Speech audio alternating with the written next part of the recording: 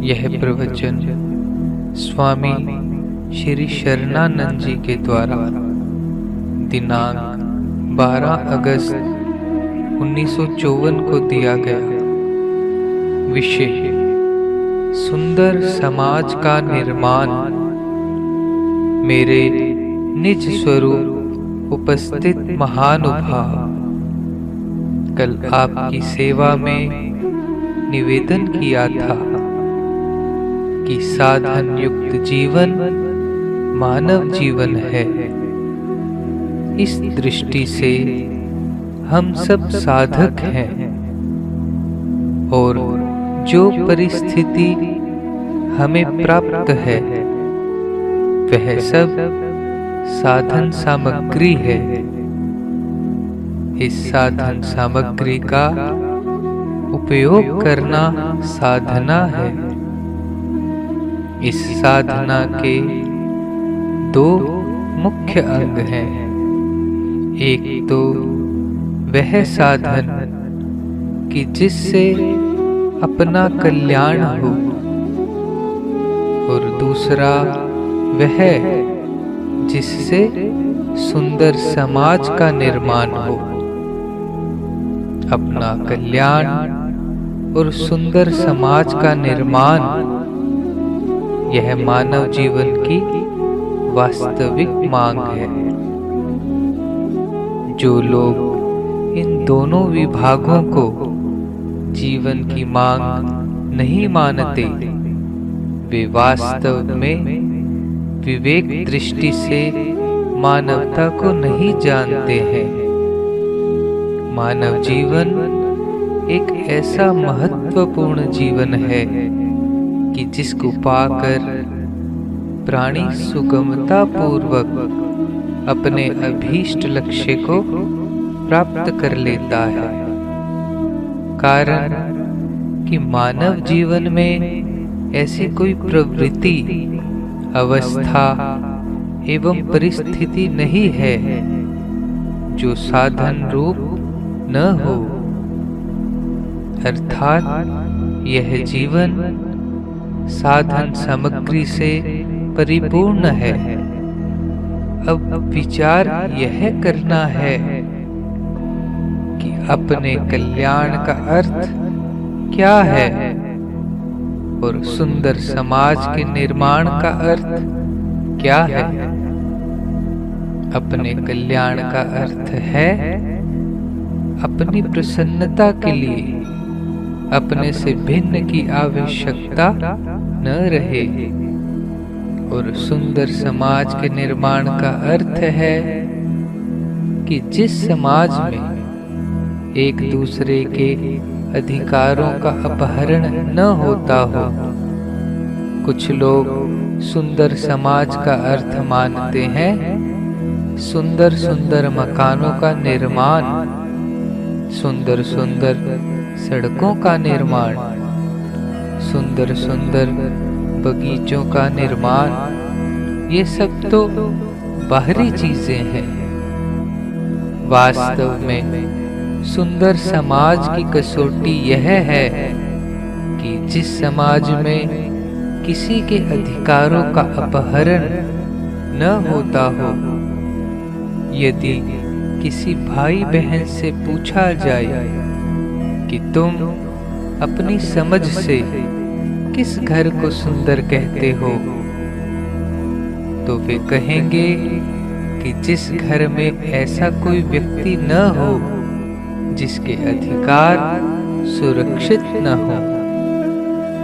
उस घर को सभी लोग अच्छा घर मानेंगे, जहां कि वृद्धजन बालकों के अधिकारों को सुरक्षित रखते हों, भाई बहन के अधिकार को सुरक्षित रखता हो। ऐसे ही पति पत्नी के अधिकार को सुरक्षित रखता हो और पत्नी पति के अधिकार को सुरक्षित रखती हो। वैसे ही समाज में मित्र मित्र के और पड़ोसी पड़ोसी के अधिकार को सुरक्षित रखता हो। यानी जितने भी संबंध हैं उनमें यदि एक दूसरे के अधिकार सुरक्षित रहते हैं तो उस घर को, उस समाज को सुंदर कहेंगे। तो सुंदर समाज की पहचान यह हुई कि जहां किसी के अधिकार का हनन न होता हो। कोई कहते हैं कि सर्वांश में समानता ही सुंदर समाज का प्रतीक है। इस पर आप विचार करें तो स्पष्ट हो जाएगा कि समानता का यह अर्थ नहीं हो सकता कि हमारी सबकी परिस्थितियां एक हो जाएं अथवा अवस्था एक हो जाए।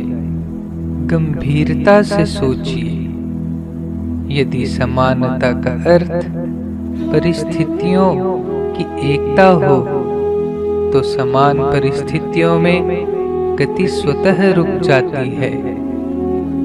जैसे कल्पना करो, नेत्र और पैर में समानता हो जाए। नेत्र और पैर दोनों चलने लगे अथवा देखने लगे तो गति होगी क्या? लेकिन नेत्रों में देखने की योग्यता है और पैरों में चलने की। दोनों में कर्म, गुण और आकृति की भिन्नता होते हुए भी प्रीति की एकता है। तभी गति सुचारू रूप से होती है। इस दृष्टिकोण से मानना होगा कि परिस्थिति तथा अवस्था की समानता के द्वारा सुंदर समाज का निर्माण नहीं हो सकता। गहराई से विचारिए तो परिस्थितियों की एकता प्राकृतिक नियम के सर्वथा प्रतिकूल है। परिस्थिति और गुणों की विभिन्नता होते हुए भी लक्ष्य और प्रीति की एकता होने से ही सुंदर समाज का निर्माण संभव है। समान अवस्था सुषुप्ति अर्थात गहरी नींद में है, परंतु उसमें जड़तायुक्त शांति के अतिरिक्त किसी अन्य व्यवहार की सिद्धि नहीं होती। जागृति और स्वप्न में कभी समान अवस्था नहीं हो सकती और इसी विषमता से व्यवहार सिद्ध होता है। यह प्रत्येक मानव का दैनिक अनुभव है, परंतु परिस्थिति और अवस्था की विषमता में भी एक दूसरे के अधिकार की यदि रक्षा हो जाए तो वहां विषमता में भी समानता ही मानी जाएगी और परस्पर संघर्ष नहीं होगा। कल्पना करो, एक रोगी है और एक डॉक्टर। यदि दोनों की अवस्था एक हो जाए और फिर चिकित्सा हो तो क्या यह समानता मानी जाएगी? किंतु रोगी तो डॉक्टर की आज्ञा माने और डॉक्टर रोग का निदान एवं चिकित्सा करे तथा दोनों में स्नेह की एकता हो, तभी सुंदरता आएगी।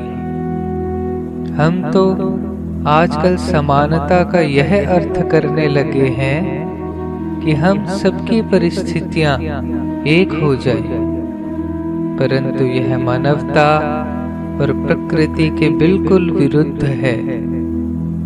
ऐसी समानता न कभी हुई और न कभी होगी।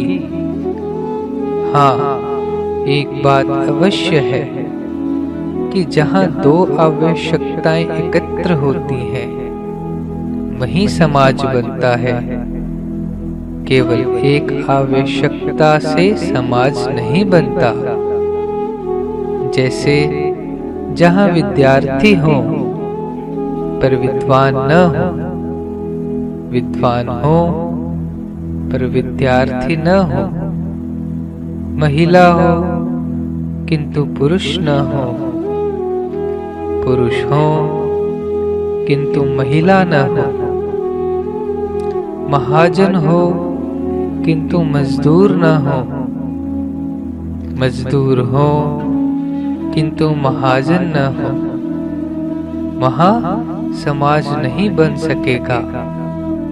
समाज वहीं बनेगा जहाँ महिलाएं और पुरुष दोनों हों, विद्यार्थी और विद्वान दोनों हों, महाजन और मजदूर दोनों हों। हम सुंदर समाज उसे कहेंगे जहाँ महाजनों के द्वारा मजदूरों के अधिकार सुरक्षित हों और मजदूरों के द्वारा महाजनों के अधिकार सुरक्षित हों। विद्वानों के अधिकार विद्यार्थियों द्वारा सुरक्षित हों, रोगी के अधिकार डॉक्टर द्वारा सुरक्षित हों, डॉक्टर के अधिकार रोगी द्वारा सुरक्षित हों आदि। जहाँ एक से अधिक वर्ग होते हैं वहीं समाज होता है। जहाँ एक वर्ग होता है वहाँ समाज नहीं होगा। केवल मजदूरों से समाज नहीं बनेगा, केवल महिलाओं से समाज नहीं बनेगा। तात्पर्य यह है कि दो आवश्यकताएं जहाँ एकत्र होती हैं उसी का नाम समाज समझना चाहिए। जब तक किसी एक की आवश्यकता किसी दूसरे की आवश्यकता के पूरक न हो तब तक समाज की स्थापना ही सिद्ध नहीं होती।